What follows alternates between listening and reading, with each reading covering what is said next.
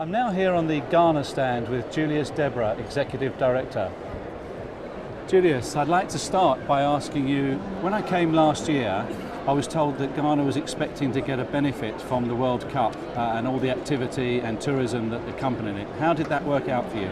Well, it wasn't bad. Seriously, we realized that it looks like from the prowess of Ghana and the way our boys perform, most people just heard so much about Ghana, and all of a sudden we started getting more inquiries about where the country is located, what does it take to tour Ghana and all that. So to answer a very short question, I think yes, Ghana really benefited from the media exposition we got from the World Cup. Excellent. Now, I know that Ghana has a very strong tourism product. That must have helped you in this quite difficult year in terms of maintaining tourism figures. Was it a good year in terms of growth? Well, generally, realize that because of the recess that went on all over the world, so traveling went a little bit down. But however, in the case of Ghana, I think we were able to sustain it for a while. As a matter of fact, I would want to even say that it's gone up.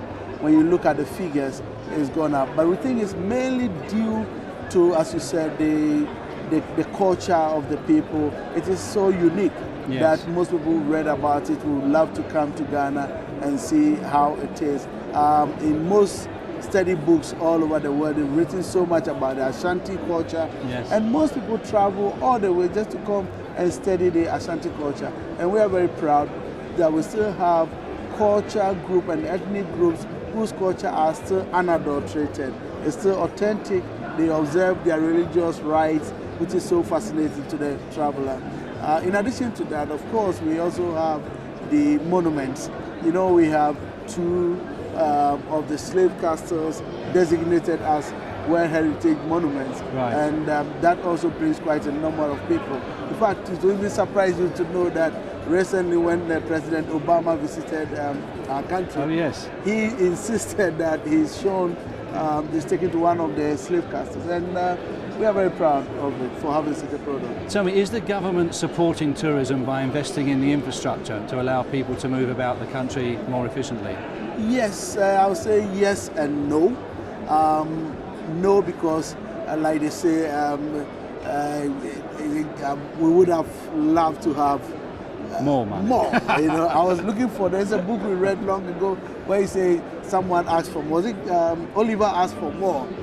We would have loved it. The government would have maybe helped extend electricity and other things. But the other side of it is that some of the roads to the tourist sites, we realize when they are well paved, it also takes the beauty out of the whole thing. Yes. But on a more serious note and positive side, the government is also come out with what we call investment incentives, so that people want to invest in, say, hotels and tourism related industries are exempted from paying taxes, import duties, and a few things that are related. Right. And depending on which side of the country that you site your hotel or lodge or whatever, you are given tax holidays.